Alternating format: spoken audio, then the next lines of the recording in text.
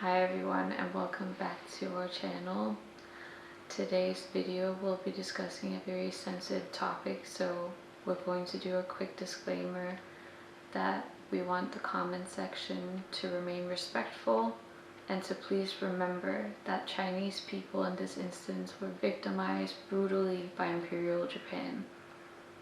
I hope you'll give our video the chance for you to get a glimpse into what happened in Nanjing. On January 6th, we visited the Nanjing Massacre Victims Memorial.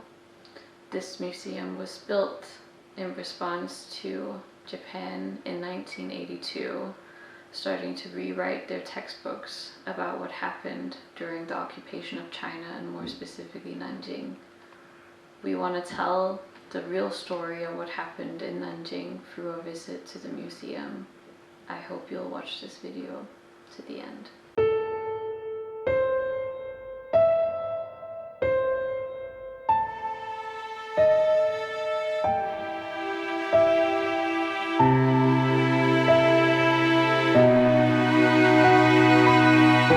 About this biggest tragedy in modern history, we need to talk about the Battle of Shanghai.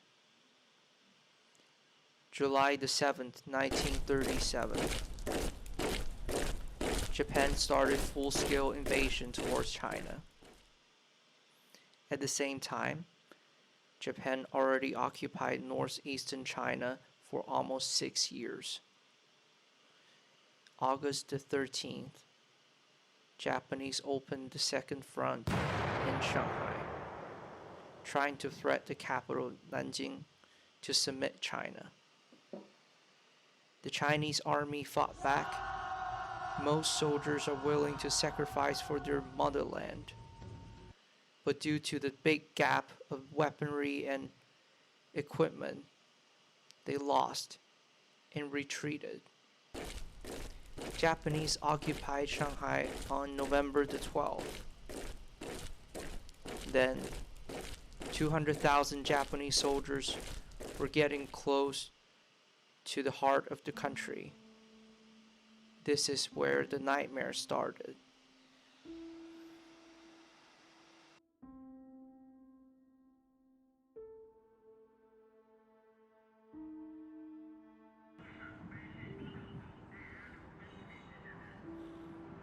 The weather was very foggy that day, I remember. So it gave it all like an even, like the whole city was very gray. They're gray, very serious. Yeah. And when we got there, there was already a lot of people. Yeah. Waiting in line. People were very quiet.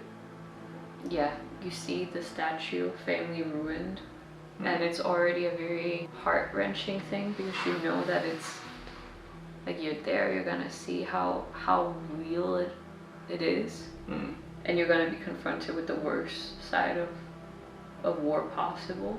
I want to say the person who made those statues is incredible. It really portrays the suffering. Yeah. And you can donate money to the museum To get the flower. Yeah, you feel very like you're going to a funeral.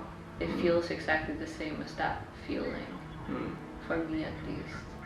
Yeah. We walked into the museum, and before that, you know that more than 300,000 people got killed in the massacre. But to most people, I think that's just a number. You don't really have a real feeling until you see the names on the wall.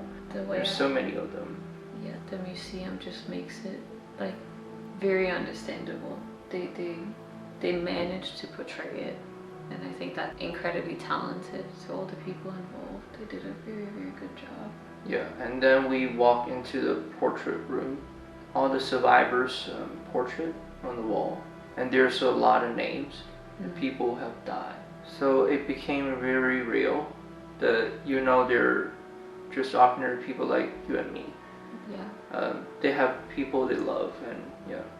And I think just the ages of the people and all the different, like you see their personality in those photos, and you can't imagine that those people had to go through something that terrible. The ones that are still alive today. And it's very confronting to know that they've lived a full life, having to live with what happened, but also with the fact that they've never gotten acknowledgement from the nation that did it.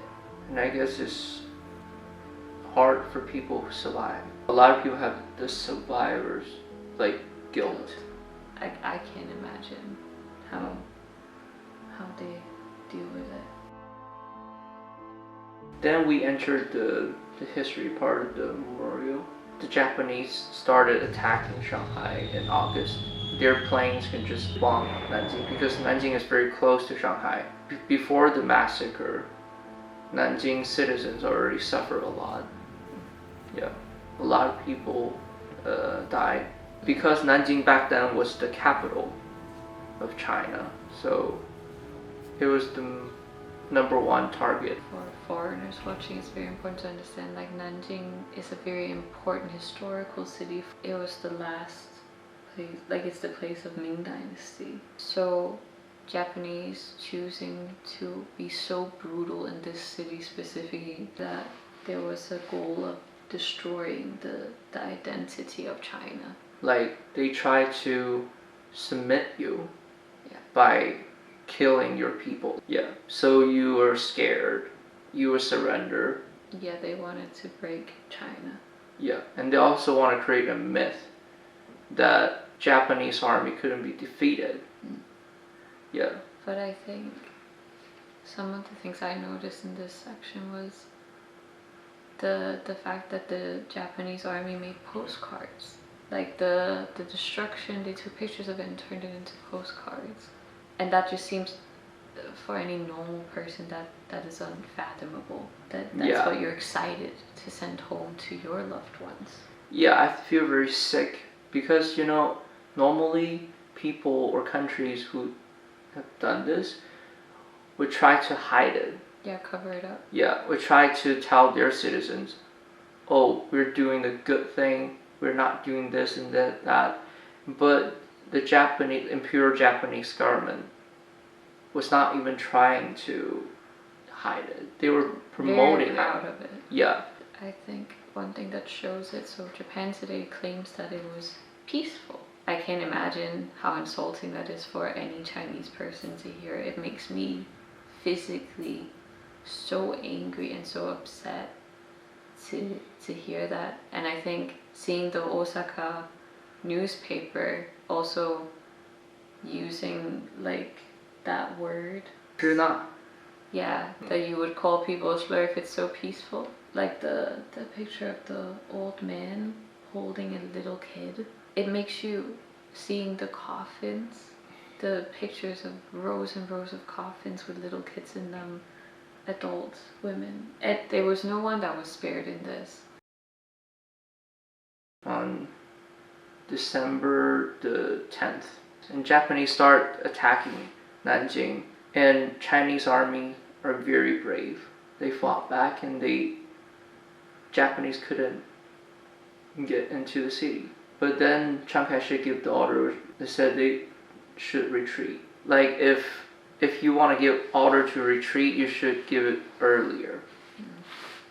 But in the middle of the battle, it's really a bad timing. So it led to a bigger chaos. And the military was already weakened because they had been defending Shanghai. And there's another group of military, you can call them like the officer division or something. They're military students. They refused to follow the order. And they fought hard. And most of them died. It's more than 40,000 people. Yeah. They're very young. They're in their early 20s, and they were the future of the country. When you walk through the museum in that section, multiple of them have these big plaques with their picture on it on top. I gotta say, it's so shocking to see their ages because most of them are 30 and under.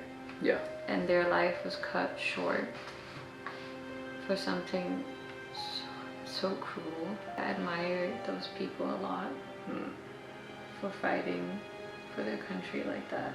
Like one of them, you see, it's like at the end where there's also a recreation of of one of the battles, or like a battle scene of the city being destroyed, and him telling his wife that he won't come home unless they've gotten them out of the country. And to know that he never made it home. While you're seeing all of these horrific stories and all of these pictures, then in contrast you see that Ginza in Japan has a celebratory party. We invaded Nanjing. And it's a victory. party. It's a victory scene. It's a party for them. Yeah. And also that picture where we see the elementary school. Japanese army just put their artillery in the elementary school. I think for anyone, but I think especially people that aren't Chinese, it's so hard to fathom the level of violence and destruction, that this is not normal warfare. It is also against the law of warfare. They were killing civilians knowing they were killing civilians. There were quotes of them being ordered to send them for processing, which meant mass murdering them.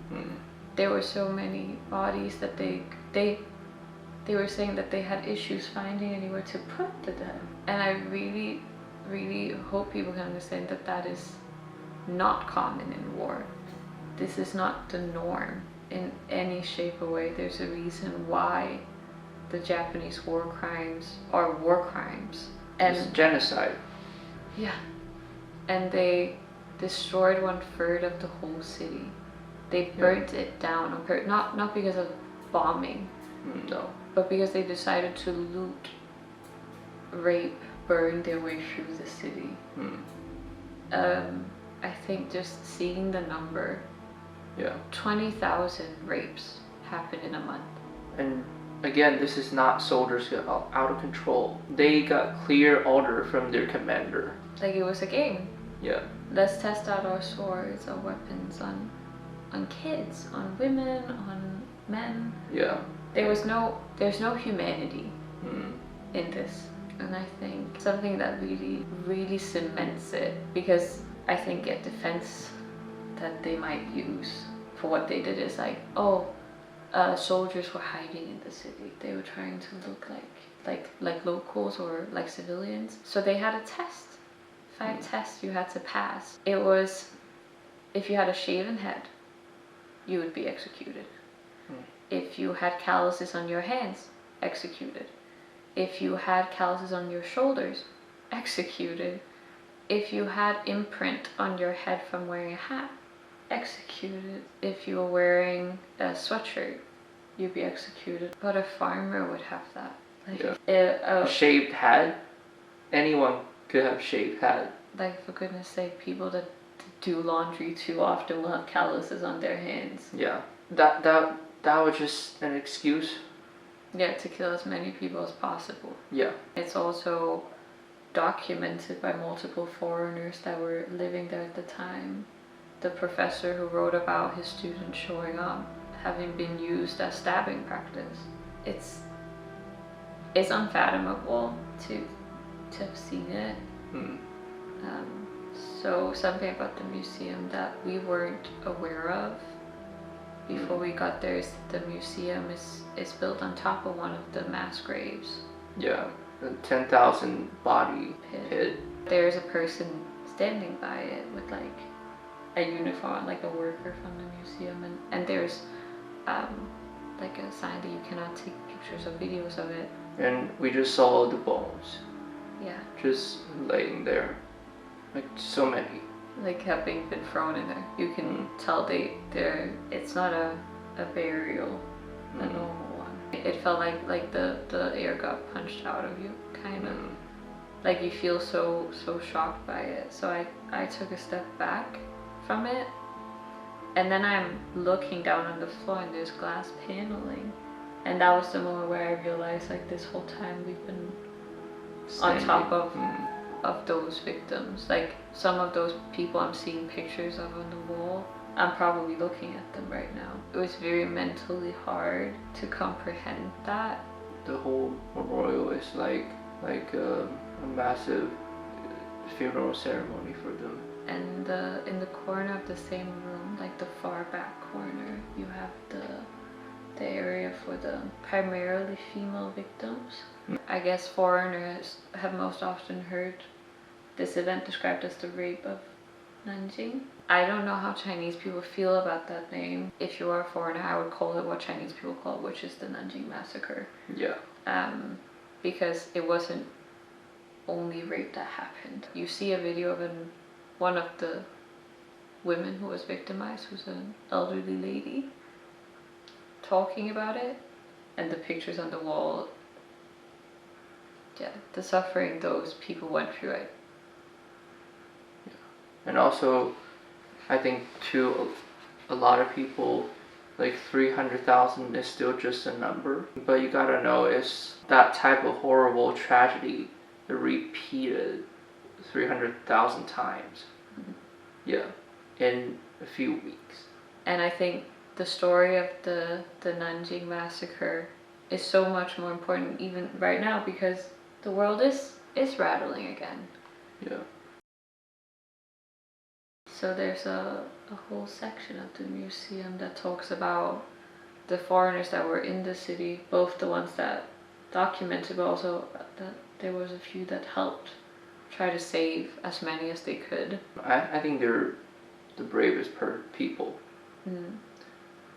They could just leave. Yeah, they didn't have to stay. Yeah. There was Rabe. Yeah. Like Siemens. I think that German man.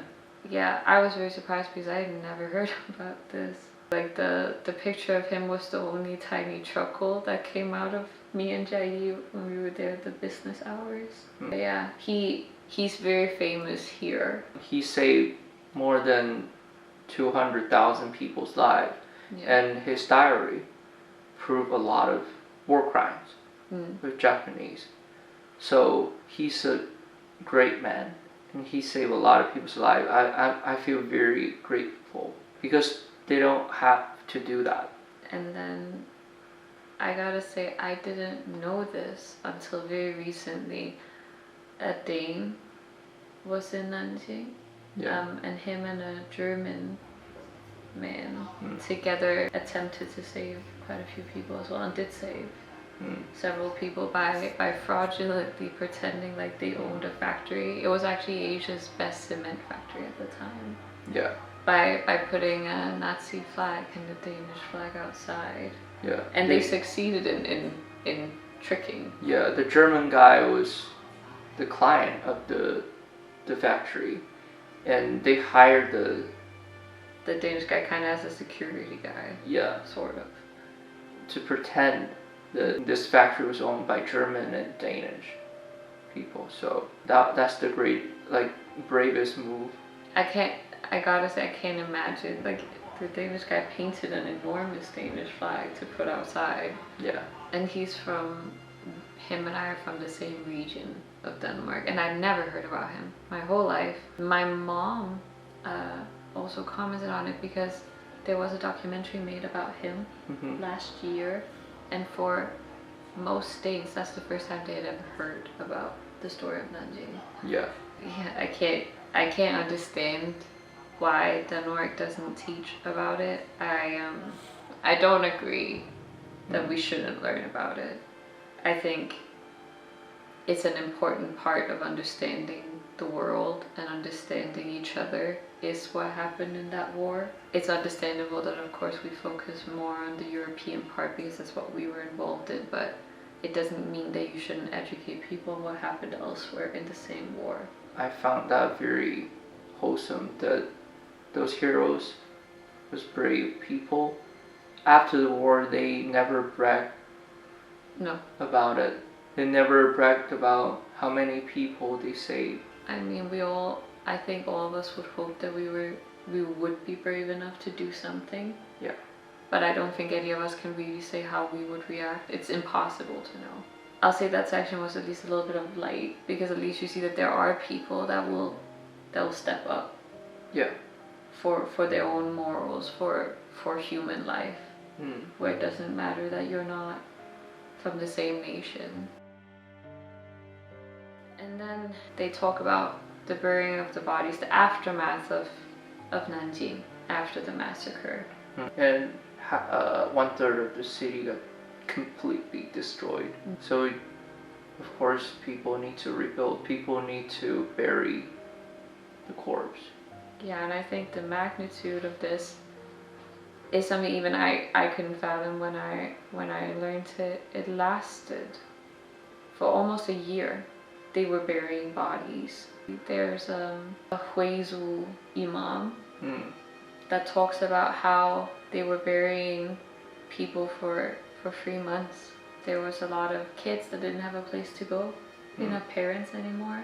Yeah. No home. So kids worked because that's what they had to feed themselves suddenly. Yeah. Again, I can't preface enough that this hurts a country long term. This is not something you can possibly hope to just bounce back from. Yeah. And I think oftentimes when we learn about wars, we don't learn about the process of rebuilding. Yeah. It humbles me as a human to see China today, because China has rebuilt itself greater and stronger, Yeah. as a more united nation. And the amount of willpower that must have taken from the masses to look at each other after going through so much hardship, not just from the invasion but also other factors in their history, is incredible. I really, really commend China's population for that, and I think everyone should. So then we get to the section that talks about why this whole museum even had to be made, because originally I don't think people in Nanjing really wanted to relive it, but in Nanjing it became necessary because, and in China in general, the reason why these Asian nations that were occupied keep bringing it up is because Japan refuses to admit to it. I think most Chinese people, if not everyone, would say that Japan got away with it without much of any repercussions for what happened. The peace of Nanjing has become a slogan. Yeah. They sent 100 journalists to the city to document things, and then use that to rewrite everything. And I want to say, for anyone who might give credence to Japan's narrative, there are newspapers all over this museum, posters, letters, orders. There's so much evidence that this did happen. It's undeniable.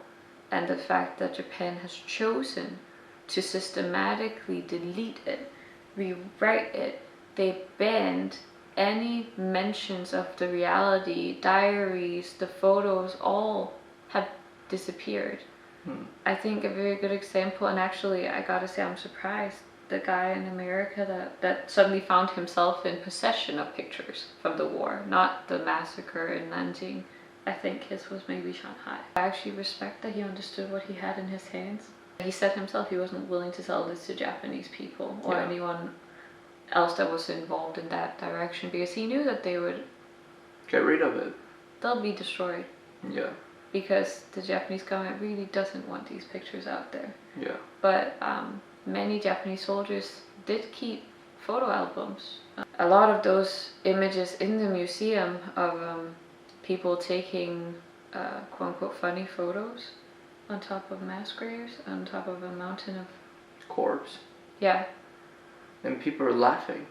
Smiling. Yeah. So we haven't discussed this in any videos, I don't think. But I did go to Japan for an exchange program in high school.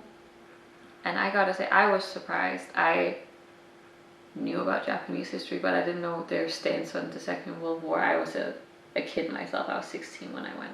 So we started learning about World War I history. And this is when it starts to click for me, because there's not much of any real substance in their World War II education. They just skipped it. They skip over at least the any meaningful takeaway from it. And one of the other exchange students, we were free. We were me from Denmark, and another one from Europe that was from France, and a girl from Indonesia. And our classmates, our schoolmates, didn't know that they had invaded her country, that they had victimized her people. And to me, it was so strange. I could understand because I'm used to, I live very close to Germany, you know, and I'm used to Germans feel ashamed, but they're educated. Like they learn about it because they don't want to repeat it. Yeah. That is what they see as their duty and their payback. And that's what made you today, I think. Yeah, it's the fact that everyone wants to work together to not just go at each other again. I question how much do my friends actually know from back then, and I can't say what their stance on it is because it's such an avoided topic. Yeah. But you see a lot of Japanese people very proud of, like, for example, the kamikaze uniforms that people will proudly give as an heirloom to each other, and I can't imagine a Dane doing that with a Nazi uniform. I hope Japan, its population, are willing to fight their government a little bit on this one. For any foreigners that are interested in this topic, I really do recommend looking into the history of Japan's biggest politician, their family history, because I think it explains a lot of their policies today and their relationship with not just China but Asia in general. And then obviously at the end of the war there were trials, although I will say they were lacking. Most Chinese can agree that the trials against Japan were lacking, and Nanjing China didn't get the justice in this. I understand that there is no justice.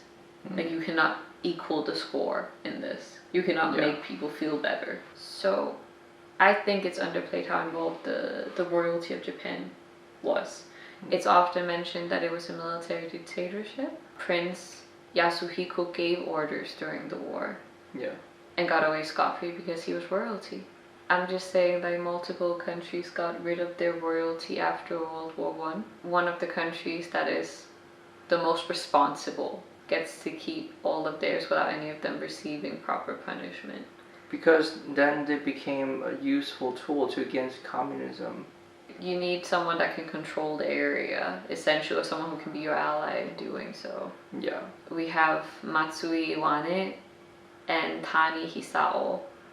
Both of them are uniquely evil, but they weren't the only ones that did this.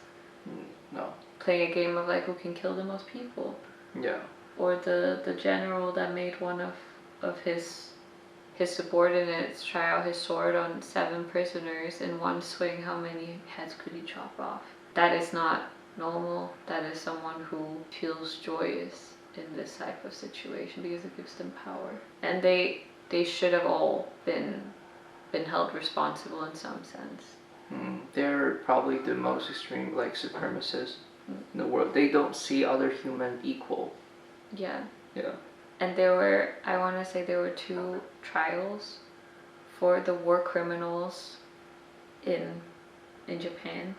There was the Tokyo trials where they tried the A class A war criminals. Yeah. And then the Nanjing trials were class B and C. I believe that there was 28 put on trial and all but 2 were found guilty, but the numbers are very uneven. Yeah. I also think the people who were victimized should have something to say in it. It shouldn't have been up to the West to decide. I think Chinese people should have had more freedom in this. And let's not forget, Japanese politicians still put those war criminals in their temple. Yeah. And they still worship them.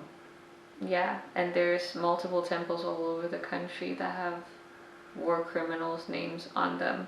The shrine we're talking about is one of the most mentioned and most visited. Yeah. You'll hear people talk about, like, oh, that's like heroes in general throughout our history, but I believe it's 80% of them are from World War II. Yeah. If Germany had something like that, I think we would look at it very differently. Yeah. After all of this, you enter into like the final rooms. At this point, you're no longer seeing the atrocities. It's essentially the end of it and then the opening of the museum. You see some of the people that worked on it. And in that, we also saw my country's queen. I was really shocked to see. I recognized her, but I couldn't believe it was her. Apparently, it's only allowed for her to visit once. Of country? Yeah, but in China, she broke that and visited the memorial on her second visit. As a Dane, I'm happy to hear that. Again, I believe everyone should visit if they can. These people deserve for people to finally listen. China deserves that. And it's heartbreaking to see the museum just wants to prove that it happened. And that these people felt like they had to show up. Felt like they had to relive these horrible things. And I feel terrible knowing that they felt probably, at least how I think I would feel, is that I owe it to the people I lost. And they shouldn't have had to. And also, I want to add, like in the trial room, you see how many people wrote their testimony. People were so focused that they would get justice. And a lot of them, I gotta say, I wonder if they felt like they did. I can't imagine that most of them felt that way. All they wanted, and all they do want, and all China wants, is acknowledgement from Japan. I just want you to admit that you have done that to me. That's all they want. And they're being told that they're liars. And then you walk out of the museum's building, and then you go to the, I want to call it a sculpture wall, where you can also put the flowers. There's little areas with different names on them. Yeah. And then a whole wall with the names. And there you have like gravestone that said who they are. Yeah. Like maybe they're workers of a factory.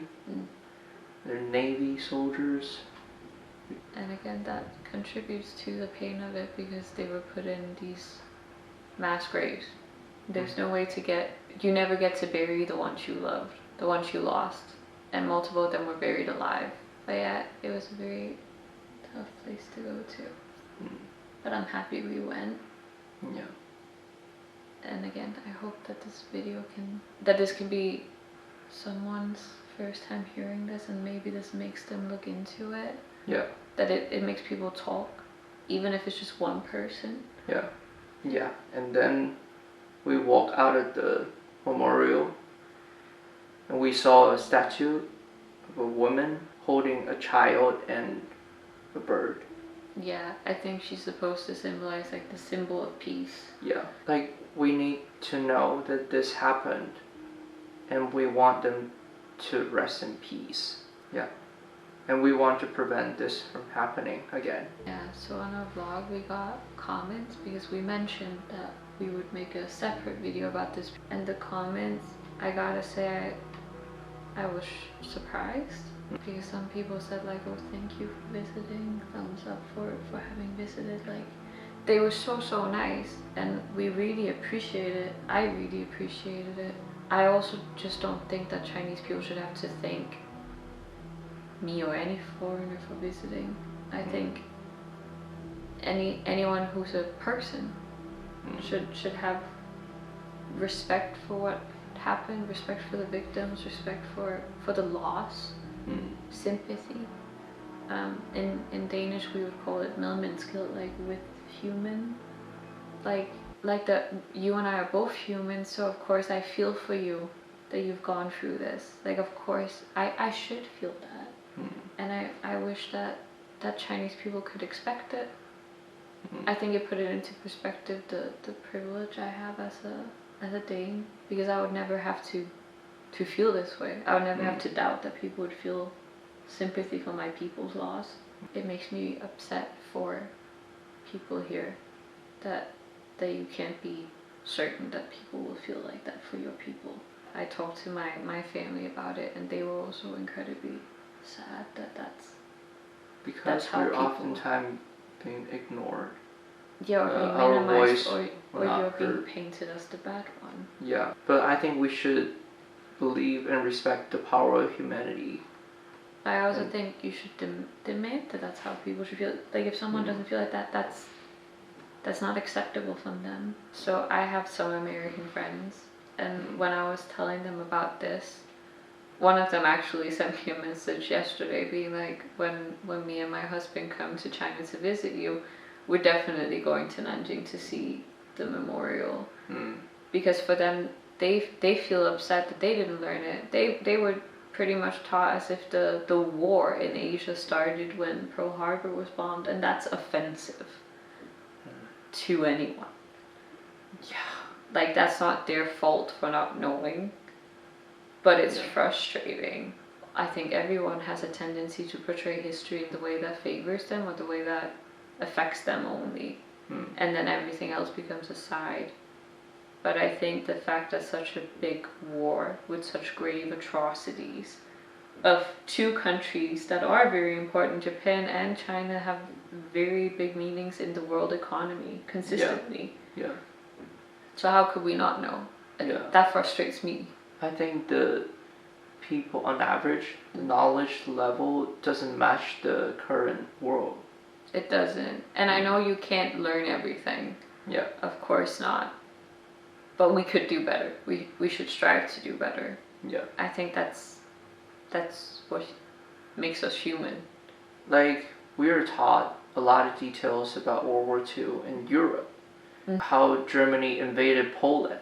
Yeah. How Britain and France declared war to Germany.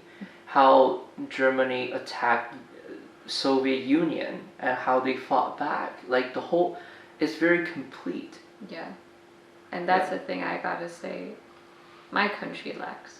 And I hope this video can help people feel more informed and can inspire people to maybe learn more about a different part of the world, not just China, but the world in general. Because there's a lot of times where we would show a lot more compassion and understanding for why countries are the way they are if we understood where their story comes from. Yeah, we all came from somewhere. Thank you to those who made it to the end of this video. We know that this is a tough topic, but we appreciate it, and we hope that this can tell the story to someone who might not have heard it before. Hopefully we'll see you guys next time.